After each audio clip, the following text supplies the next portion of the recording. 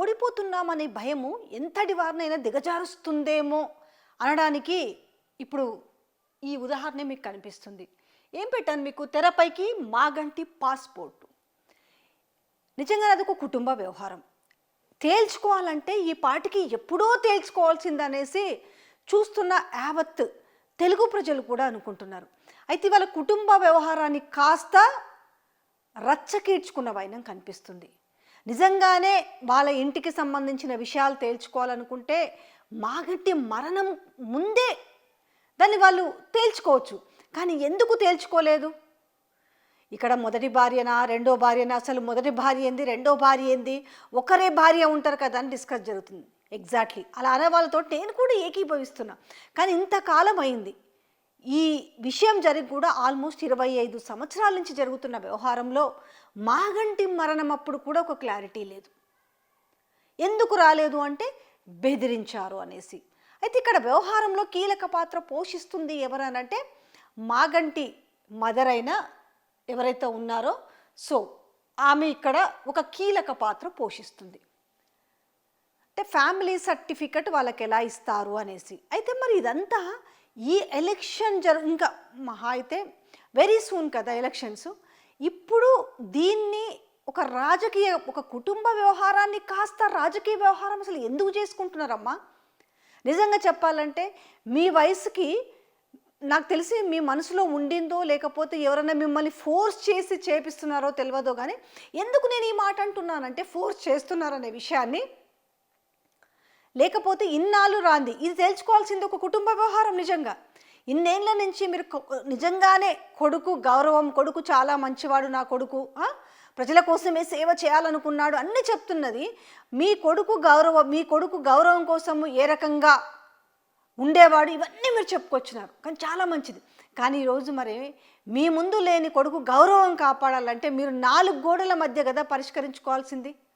4 గోడల మధ్య కాకుండా 4 కోట్ల ప్రజల ముందుకు వచ్చిర్రు అని అంటే అసలు ఏంటి కారణం ఏంటి? మరి దీని వెనుక ఉండి ఎవరో ఇది ఆడిస్తున్నారనేది అర్థం అవ్వట్లేదా? లేకపోతే ఈరోజు ఇదంతా కూడా కాంగ్రెస్ సోషల్ మీడియా కానీ రేవంత్ సోషల్ మీడియా మొత్తం కూడా ఈరోజు మీ విషయాలని పాజిటివ్గా ట్రోల్ చేసుకుంటారు. నిజంగా చెప్పాలంటే అదొక కుటుంబ వ్యవహారం, మాకు సంబంధం లేదని అనుకుంటారు. కానీ ఈరోజు మాత్రము ఇదే మాకు అవసరం అని చెప్పేసి మీరు ఏదైతే మీరు ఎంఆర్ఓ ఆఫీసు వెళ్ళిన విధానంలో పక్కన ఉన్న వ్యక్తి ఎవరు అనే విషయం కావచ్చు, ఇవన్నీ కూడా కనిపిస్తున్న నేపథ్యంలో కొన్ని విషయాలను నేను ఇందులో ఎవరినో కించపరచాలనో లేకపోతే ఇందులో ఎవరినో తక్కువ చేయాలో ఎవరినో ఎక్కువ చేయాలన్న ఉద్దేశంతో కాదు. రావాల్సిన వాళ్ళు నిజంగానే ఆ కుటుంబానికి సంబంధించిన విషయాలు, వ్యక్తిగత విషయాల గురించి, వాళ్ళ ఫ్యామిలీ విషయాల గురించి మనం చర్చించుకోవాల్సిన అవసరం ఈరోజు వచ్చిందంటే ఆ కుటుంబం కాస్త ఈరోజు రోడ్డు మీదకి వచ్చిన వ్యవహారం కనిపిస్తుంది.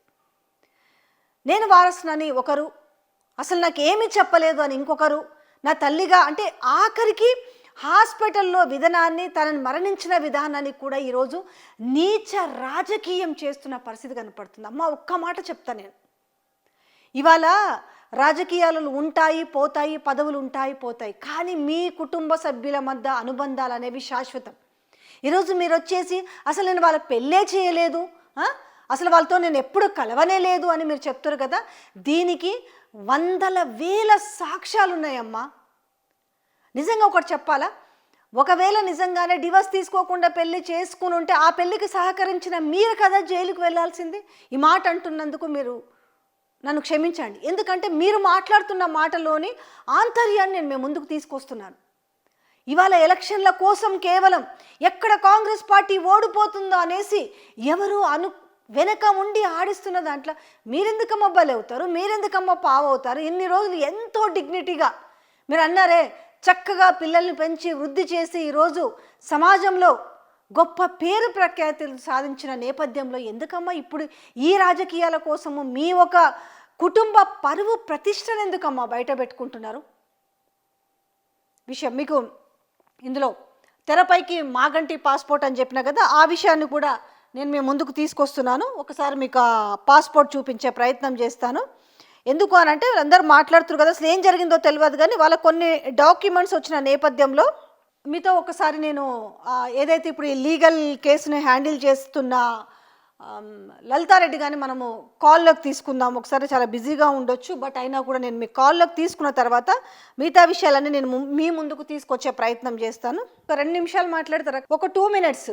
ఓకే, అసలు ఏం జరిగిందండి అంటే ఇక్కడనేమో అంటే నేను మాట్లాడుతుంది సరే వాళ్ళ కుటుంబ వ్యవహారం అయినప్పటికీ కూడా ఇప్పుడు ఈ నీచ రాజకీయాల కోసం బయటికి తీసుకొచ్చారు కదా, దానిపైన మీరు ఏమైనా చెప్పగలుగుతారా? ఇప్పుడు నేను మీకు ఫోటోగ్రాఫ్స్ పంపిస్తాను, మీరు చూడండి, చాలా ఫొటోస్ ఉన్నాయి. మహానంద కుమారి గారు చెప్తున్నారు పెళ్లి ఇప్పుడు చేయలేదు, నాకు తెలియదు ఆవిడ అని అలా మాట్లాడుతున్నారు. మహానంద కుమారి గారి దగ్గరుండి పెళ్లి చేసిన ఫోటోలు కూడా మీకు పంపిస్తాను. అన్ని ఆధారాలు ఉన్నాయి మాగంటి గారి దగ్గర. వాళ్ళ ముగ్గురు పిల్లలు, సో అన్ని రిలేటెడ్ ఎడ్యుకేషనల్ కానీ గవర్నమెంట్ రిలేటెడ్ డాక్యుమెంట్స్ కానీ there are many documents. So అవన్నిట్లో కూడా ఇంక్లూడింగ్ మన గోపీనాథ్ గారు బతికున్న సమయంలో 3 సార్లు ఎలక్ట్ అయిన తర్వాత ఆ అఫిడవిట్స్ లో కూడా ఖచ్చితంగా ఆయన చాలా క్లియర్ గా మాగంటి సునీత గారిని ముగ్గురు పిల్లలు అక్షర, వాత్సల్య, దిశిర పేర్లని మాత్రమే డిక్లేర్ చేశారు. సో ఇవన్నీ చూస్తున్న టైంలో ప్లస్ అది కాకుండా ఆయన బతికున్న టైంలో అసలు ఎవరు రావడం కానీ ఇప్పుడు ఎవరైతే వ్యక్తులు వచ్చారో ఇలాంటి వ్యక్తులు అసలు ఎప్పుడు రాలేదు 25 సంవత్సరాల జీవితంలో. సో ఇప్పుడు సడన్ గా వచ్చేసి ఆయన చనిపోయిన తర్వాత వచ్చేది చాలా పెద్ద రాజకీయ కుట్రనేది, అంతకంటే ఏం లేదు. ఇది వాళ్ళ టార్గెట్ మొత్తం ఈ ఎలక్షన్స్. సో ఎదుర్కోలేక యాక్చువల్ గా ఎలక్షన్స్ లో సునీత మాగంటి గారిని ఎదుర్కోలేక కావాలని చెప్పి ఇలాంటి నీచ రాజకీయాలు చేస్తున్నారు. ఒక్కటే ఇప్పుడు ఇందులో అంటే మనం అఫిడవిట్ చూస్తున్నాము, పాస్పోర్ట్ కావచ్చు మీరు పంపించిన, నేను అన్ని కూడా చూస్తున్నాను. సో ఈ నేపథ్యంలో అన్నిట్లలో ఉన్నప్పుడు గతంలో మరి ఇప్పుడు ఎవరైతే ఇప్పుడు మాగంటి గారు మదర్ ఉన్నారో తను ఎందుకు మరి పోరాటం చేయలేదు, మరి మిగతా వాళ్ళ పేర్లు ఎందుకు లేవు, ఈ పేర్లు ఎందుకు ఉన్నాయనే విషయాన్ని ఇప్పుడు తెరపైకి తెస్తున్నారంటే కేవలం ఎలక్షన్స్ కోసం అనుకోవచ్చు. ఎగ్జాక్ట్లీ అదే అనుకోవచ్చు, మీరు క్లియర్ గా అదే అనలైజ్ అవుతుంది. మీరు ఇవన్నీ ఇన్ని సంవత్సరాల ఈ సినారియో తన క్లియర్ ప్రెజెన్స్ ఫ్యామిలీ ఫంక్షన్స్ లో కానీ అన్ని ఫ్యామిలీ ఏదైతే రిలేటెడ్ ఉన్నాయో ప్రతి ఒక్క దాంట్లో తన సునీత మాగంటి గారితో ఈవెన్ అక్షింతలు వేసుకుంటూ కూడా ఉన్నాయి. నిన్న ఫోటో కూడా పెట్టారు మీకు, కేక్ తినిపించుకుంటూ అక్షింతలు వేసుకుంటూ ఆశీర్వదించుకుంటూ పెళ్లి టైంలోది, ఆ తర్వాత అది రీసెంట్ గా. సో ఇన్ని ఉన్న తర్వాత కూడా మరి తన మీద మరి ఆవిడ మీద ఎవరంత ప్రెషర్ పెడుతున్నారు, ఇలాంటి మాట్లాడిస్తున్నారో అర్థం కావట్లేదు. కానీ ఖచ్చితంగా ఇది రాజకీయ కుట్ర మాత్రమే. థ్యాంక్ యూ అండి, థ్యాంక్ యూ. ఇప్పుడు చెప్పొచ్చే అంశం ఏంటి అని అంటే అసలు ఏం జరిగిందనే విషయంలో ఒకసారి ఆ పాస్పోర్ట్లోని అంశాలు కూడా, ఎందుకంటే లీగల్ సెల్ నుంచి అంటే వాళ్ళ లీగల్ సెల్ నుంచి వాళ్ళకు వచ్చిన నేపథ్యంలో మీకు కొన్ని నేను విషయాలను మేము ముందుకు తీసుకొస్తున్నాను. ఎందుకంటే ఈరోజు అనవసరంగా వాళ్ళని బ్లేమ్ చేస్తున్న నేపథ్యం కనిపిస్తుంది కదా. ఒకసారి చూడండి, ఇది మాగంటి గోపీనాథ్. సో ఆయన డేట్ ఆఫ్ బర్త్ వచ్చేసి 1963. సో ఎవరున్నారు చూడండి ఇక్కడ, కృష్ణమూర్తి మాగంటి వాళ్ళ ఫాదరు, మహానంద కుమారి మాగంటి. సో మదర్ వచ్చేసి కృష్ణమూర్తి మాగంటి అండ్ మహానంద కుమారి మాగంటి, సునీత మాగంటి. ఎప్పుడు ఇది వీళ్ళకు మళ్ళీ నెక్స్ట్ దీని రెన్యువల్ ఎప్పుడు ఉందంటే 34లో ఉంది. సో ఈ కనీసంగా పాస్పోర్ట్లో పేరు వచ్చిన విషయం కావచ్చు, లేకపోతే అఫిడవిట్ కూడా మీకు చూపిస్తాను నేను. ఇది ఒకసారి చూడండి, అఫిడవిట్కి సంబంధించి కూడా affidavit to buy filed by the candidate along with nomination. ఆయన అఫిడవిట్లో కూడా ఎవరి పేరు చూడండి, మిస్టర్ గోపీనాథ్. సో వాళ్ళ ఫాదర్ పేరు వచ్చేసి అదే లేట్ కృష్ణమూర్తి. సో ఈయన ఏజ్ వచ్చేసి 60 years. దాని తర్వాత ఇక్కడ ఎవరి పేరు పెట్టుకున్నారు అనేది ఈయన అఫిడవిట్కి సంబంధించింది కూడా మీకు నేను. సో వీళ్ళ ఫ్యామిలీకి సంబంధించిన దాంట్లో గోపీనాథ్ స్పౌస్ సునీత మాగంటి ఇక్కడ కనిపిస్తుంది కదండి, సునీత మాగంటి. డిపెండెంట్లో 1 అక్షర నాగా వాళ్ళ కూతురు డిపెండెంట్. సో 2 వాత్సల్యనాథ్ వాళ్ళ కొడుకు, 3 దిశిర. అంటే ఇవి ఎప్పుడో వీళ్ళకి ఇవన్నీ తెలుసు కదా, ఇవన్నీ పబ్లిక్ డొమైన్లో ఉండే అంశాలే కదా, తెలియకుండా ఎక్కడైతే ఉంటాయా? జస్ట్ నేను క్లారిఫై ఇచ్చే ప్రయత్నం చేస్తున్నాను. పోనీ ఇప్పటికిప్పుడే జరిగింది ఇదని కాదు, ఎన్నో సుదీర్ఘ కాలం పాటు ఇవి జరుగుతున్న విషయాలు కదా. కనీసం మరి అప్పుడైనా వచ్చి ఎందుకు అఫిడవిట్లో మా పేరు లేకుండా వాళ్ళ పేరు పెట్టారు, నా పేరు లేకుండా ఇక్కడ ఈ ముగ్గురు ఇప్పుడు డిపెండెంట్స్ పిల్లల విషయంలో కూడా ఇప్పుడు అక్షరనాగ అండ్ వాత్సల్యనాథ్ అండ్ దిశిర. సో వైఫ్ విషయంలోకి వచ్చేసరికి సునీత మాగంటినే ఉంది కదా. ఎందుకంటే నేను దీని ఈ విషయాన్ని తీసుకొచ్చేదాన్ని కాదు, కానీ ఒక నీచ రాజకీయం చేస్తున్న నేపథ్యంలో నేను ఈ విషయాన్ని మేము ముందుకు తీసుకురావాల్సి వచ్చిన పరిస్థితి ఏర్పడింది. సో ఇంకా మీకు విజువల్స్ చూపించే ప్రయత్నం చేస్తాను, ఒకసారి చూడండి. వాళ్ళ అబ్బాయికి సంబంధించిన వాళ్ళ ఫ్యామిలీకి సంబంధించిన బర్త్డేలో తిను అక్షంతలు వేస్తూ ఉంది, చూడండి ఒకసారి. ఇక్కడ కూడా చూడండి. సో ముగ్గురు పిల్లలు, సో తన స్వీట్ అదే కేక్ తినిపిస్తుంది వాళ్ళ అత్త. అసలు నాకు సంబంధమే లేదని చెప్పింది కదా, ఇక్కడ వాళ్ళ మనవడికి కేక్ తినిపిస్తుంది. ఈ ఫోటోలలో కూడా చూడండి, తన అన్నిట్లలో కొడుకు కోడలు, సో ఈమె ఇదంతా వాళ్ళ సెలబ్రేషన్కి సంబంధించి చూడండి ఒకసారి. సో ఇదంతా కూడా ఒక్కసారి నేనేమంటున్నానంటే, ఎవరైతే ఇప్పుడు గోపీనాథ్ గారి మదర్ ఉన్నారా ఒక్కసారి ఆలోచించుకుంటే, అంటే ఎవరో చెప్పించారు నిజంగా ఆమె ఏజ్కి అయితే ఆమె ఏదో ఒక కక్ష కట్టి ఇప్పుడు ఏదో చలన్ గారు వాళ్ళ మంచిగా ఉన్న కుటుంబంలో ఒక 40 ఏళ్ళ నుంచి మంచిగా ఉన్న ఒక కుటుంబంలో 40 ఏళ్ళ తర్వాత వచ్చిందని చెప్తున్నారు కదా. కానీ ఆ తర్వాత అయినా కూడా ఆల్మోస్ట్ ఒక 20-25 సంవత్సరాలు లేదంటే ఒక 23 సంవత్సరాలు, సో వీళ్ళైతే ఆనందంగా ఉన్నారు కదా. ఈ ఆనందంగా ఉన్న ఫ్యామిలీలో ఈరోజు దేనికోసం చిచ్చొచ్చింది అనేది ఇక్కడ నాకు తెలిసిన ఒక సమాచారం ఏంటంటే, ఎవరైతే ఇప్పుడు వీళ్ళ మాగంటి వాళ్ళ సోదరుడు ఉన్నారో చాలా ఘోరమైన ఆస్తులు ఉన్నాయి, సో నువ్వు వచ్చేసి ఇక్కడ కొట్లాడితే ఆస్తుల్లో వాటా వస్తుంది అని చెప్పి ఇక్కడికి తీసుకొచ్చారు అనేది ఒక సమాచారం. అది రెండోది, ఇప్పుడు అక్కడ కూడా మాట్లాడుతున్న వాళ్ళు ఏంది అని అంటే, అక్కడనేమో నన్ను బెదిరించారనేసి ఏమో ఆ వ్యక్తి చెప్తున్నారు, నేనేమో చెన్నైలో ఉన్నాను మా అబ్బాయి అమెరికాలో ఉన్నాడని ఆమె చెప్తున్నారు. మాటలకు కూడా పొంతన లేదు. నిజంగా ఈరోజు వ్యక్తిగత విషయాలు బయట వేసుకోవడం అనేది చాలా విషాదకరమైన అంశమే. ఎవరైనా కూడా ఇంట్లో అసలు తిన్నామా లేదా ఎలా ఉన్నామనే విషయాన్ని ఎంతవరకైనా పోరాడతారు, ఇంటి విషయాలు బయటికి పొక్కకుండా ఉండడానికి. కేవలం ఈరోజు వచ్చింది దేనికి తెలుసా, నిజంగా వాళ్ళది ఏమన్నా ఉంటే వాళ్ళు 4 గోడల మధ్యనే పరిష్కరించుకునేవాళ్ళు. ఇదే కనుక ఈ జూబ్లీ హిల్స్ బై ఎలక్షన్ లేకపోయి ఉంటే మాత్రం ఖచ్చితంగా 4 గోడల లోపలే పరిష్కరించేవాళ్ళు. అయితే ఇప్పుడు చిచ్చు పెట్టింది ఎక్కడ అంటే, ఈ జూబ్లీ హిల్స్ బై ఎలక్షన్ ఇప్పుడు ఆ కుటుంబంలో చిచ్చు పెట్టిందా? ఆ చిచ్చు పెట్టే ప్రయత్నం చేసి నడిపిస్తుంది ఎవరు? ఇది తగదు, రేపు మనకైనా ఇది రావచ్చు, ఇంకో వేరే రకంగా ఇలాంటి సమస్య కాదు, వేరే రకమైన సమస్య అయినా కూడా రావచ్చు అనేదన్నా కొంచెమన్నా మనుషులకు ఇంగిత జ్ఞానం అని ఉంటుంది. కానీ అది ఈరోజు లేకుండా విచక్షణ మర్చి ఈరోజు ప్రవర్తిస్తున్న వైనం కనిపిస్తుంది. ఇన్ని ప్రూఫ్స్ ఉన్న తర్వాత కూడా ఏం జరిగిందనేది తెలియదు కదా వాళ్ళ ఫ్యామిలీలో. ఇవాళ మనుషులు తలా ఒకరు తలా రకంగా మాట్లాడుతున్నారు కదా. నేను అందుకే చెప్తున్నా, మీ ముందుకి పాస్పోర్ట్ తీసుకొచ్చిన, నిజంగానే పోరాడితే ఆ రోజే ఆమె వచ్చేసి అదేంటి పాస్పోర్ట్లో నా పేరు ఉండాలి కదా, తన పేరు ఎందుకు ఉందనేసి ఎప్పటి నుంచో జరగాలి చేసు. కానీ ఇన్నాళ్ళ పాటు సైలెంట్గా ఉన్న వ్యవహారము ఈరోజు తెరపైకి తీసుకొచ్చి వికృత రాక్షస క్రీడ ఆడుతున్నారంటే కేవలం ఏంటి తెలుసా, జూబ్లీ హిల్స్లో ఓడిపోతున్నాం కాబట్టి ఏదో ఒకటి చేయాలి, క్యాండిడేట్ని బదనాం చేయాలి. వాళ్ళకు ఏం జరిగిందో ఆ పరిస్థితుల నేపథ్యంలో ఎందుకు ఆ నిర్ణయం తీసుకున్నాడో తెలియదు కదా. మాగంటి గోపీనాథ్ ఒక నిర్ణయం ఆ రోజు తీసుకోవాల్సి వచ్చిందంటే వాళ్ళ ఇంట్లో ఏం జరిగిందో, అసలు ఆమె ఎందుకు వెళ్ళిపోవాల్సి వచ్చింది, ఈమెను ఎందుకు చేసుకోవాల్సి వచ్చింది, ఆ చేసుకునే విధానంలో దగ్గరుండే వాళ్ళమ్మ దగ్గరుండి పెళ్లి చేసింది కదా. ఇవన్నీ ఏం జరిగినాయి అనేసి ఇదంతా కూడా ఈరోజు మొత్తం వ్యవహారం అన్న బయటకు వచ్చిందంటే అది రాలేదు. ఏం జరుగుంటుంది అనేది తెలియకుండా పైన 2-3 ముక్కలు తీసుకొని అసలు విషయాలు ఏమీ బయటికి రావని చెప్పేసి ఇప్పుడు అక్కడి నుంచి చెప్తున్నాడు. నాకు ఎవరిని కూడా మళ్ళీ చెప్తున్నా అగైన్, నాకు ఎవరిని కించపరచాలనే ఉద్దేశం లేదు. ఏ పరిస్థితులు వాళ్ళ పరిస్థితుల నేపథ్యంలో జరుగుతాయి.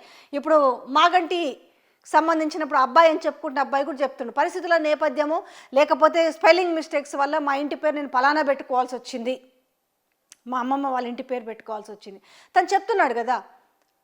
సో అందుకనే ఆ అనుభవించిన వాళ్ళకే తెలుస్తుంది. కాబట్టి అలా వాళ్ళ కుటుంబ సభ్యులకు సంబంధించిన సమస్య కాబట్టి వాళ్ళు 4 గోడల మధ్య తెలుసుకునే అవకాశం వాళ్ళకి ఇవ్వగలిగితే బాగుంటుంది. కానీ దీన్ని కూడా తీసుకొచ్చి అంటే ఒక సామెత అంటారు తెలుసా దీన్ని, తెలంగాణలో కానీ ఎవరైనా అంటారు, శవాల మీద పేలాలు ఏరుకోవడం అంటారు దీన్ని. వాళ్ళు తేల్చుకుంటారు కదా.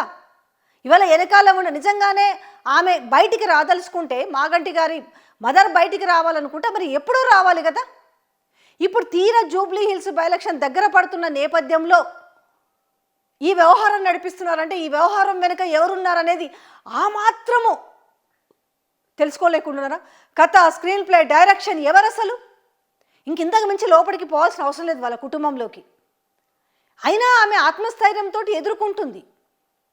ఊరికనే మధ్యలో ఏమీ తెలియకుండా అన్నీ పుల్లలు పెట్టేసి అలా ఎలా చేసుకుంటారు, ఇలా ఎలా చేసుకుంటారు అంటే అలా అనుకుంటే ఖచ్చితంగా మొత్తం డెప్త్గా అది బయటికి లాక్కొస్తే తప్ప వ్యవహారాలు బయటికి రావు. కానీ ఇది అవసరం లేని టాపిక్. ఇంకొక విషయం, బీఆర్ఎస్ పార్టీ వాళ్ళ ఇష్టం ఎవరికైనా టికెట్ ఇవ్వాలనుకుంటుంది. ఇప్పుడు ఆ ఇంట్లో నుంచి వాళ్ళకి ఇవ్వాలనిపించింది, ఆ టికెట్ ఇచ్చారు. పార్టీ పరంగా బీఫామ్ వాళ్ళు ఎవరికైనా ఇచ్చుకోవచ్చు. దీనికి ఇప్పుడు ఆ ఫ్యామిలీ సర్టిఫికెట్లకు వీటికి సంబంధం లేని విషయం అసలు. కానీ దీన్ని కూడా నానా హంగామా చేసి చిల్లర రాజకీయం చేస్తున్న వైనం కరెక్ట్ కాదు.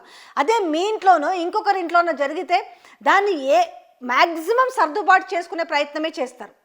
కానీ ఇలా మొత్తం రచ్చకీడ్చుకొని అయితే ఇజ్జత్ తీసుకోవాలని ఎవరు అనుకోరు. కానీ కాకపోతే ఇక్కడ ఏమవుతుందనంటే ఆ పెద్ద ఆవిడని తీసుకొచ్చి ఆమెను ఒక పావుగా వాడుతున్నారు.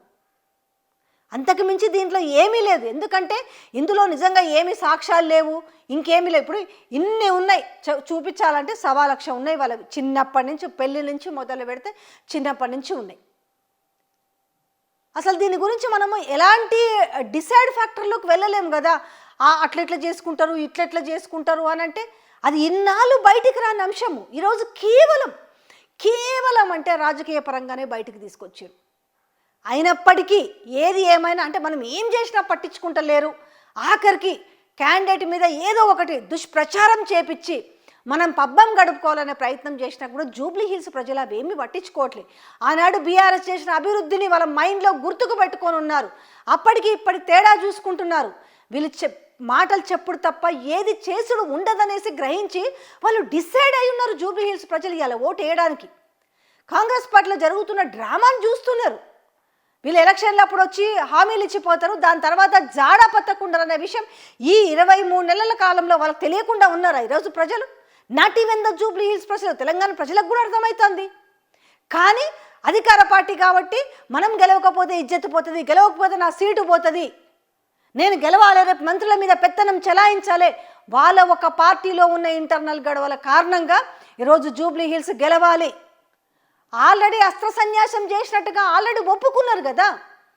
Jubilee hills by election referendum అంటే రెఫరెండంకి నా కాలాలను ఎప్పుడో పోయినాయి, కానీ గెలుస్తాము, గెలవడం మా బాధ్యత, గెలవండి. కానీ కుటుంబాలను రోడ్డు మీదకి తీసుకొచ్చి గెలవడం కాదు, నిజాయితీగా గెలిచే ప్రయత్నం చేయండి. కుటుంబంలో లొల్లులు తీసుకొచ్చుడేంది అసలు? కుటుంబంలోని సెన్సిటివ్ విషయాలను రోడ్ల మీదకి తీసుకొచ్చుడేంది? మీరు కనుక వెనకుండి నడిపించకపోతే ఆమెకి ఏమవసరం అసలు? నిజంగా ఆ తల్లికి ఈరోజు రోడ్డు మీదకి వచ్చేసి ఈరోజు మాట్లాడినంత అవసరం ఏముంది? మీరు ఏ రకంగా మభ్యపెట్టి ఉంటే జరుగుంటుంది. ఈ ఎలక్షన్ల తర్వాత వాళ్ళెవరో వీళ్ళెవరో మళ్ళీ ఎవరైనా పట్టించుకునే వాళ్ళు ఉంటారా? అమ్మ, అందుకే మీకు నిజంగా సమస్య ఉంది, కుటుంబ సమస్య ఉంది కాబట్టి మీరు తేల్చుకోవాలనుకుంటే అమ్మ దయచేసి మీరు మీడియా ముందుకు రావడం వల్ల మీడియాకి ఎంటర్టైన్మెంట్ తప్ప ఇంతకు మించి ఏమీ ఉండదు. 2 రోజులు అయితే అయిపోతుంది, రిజల్ట్ వస్తుంది, గెలుపు ఎవరో గెలవచ్చు, వాళ్ళు గెలవచ్చు, వీళ్ళు గెలవచ్చు, ఏదో ఒకటి జరిగిపోతుంది. కానీ తర్వాత చరిత్రలో మీకే కదా బాధ కలిగేది. అరే పలానా కుటుంబం అంట అనేసి ఇన్నాళ్ళు మీరు గౌరవంగా కాపాడుకున్న కుటుంబ పరువు ప్రతిష్టలు ఈరోజు ఎవరో చర్చించుకోవడం ఎందుకు? ఎవరు అందరి నాలుకల్లో మీరు దూరడం ఎందుకు? సో కాబట్టి జూబ్లీ హిల్స్ ప్రజలు కూడా ఆలోచించుకోండి ఒకసారి. వీళ్ళు చేస్తున్న దరిద్రపు దుష్ట నీచ రాజకీయాలను అర్థం చేసుకుంటే ఏం జరుగుతుందనేది మీకు స్పష్టంగా అర్థమవుతుంది.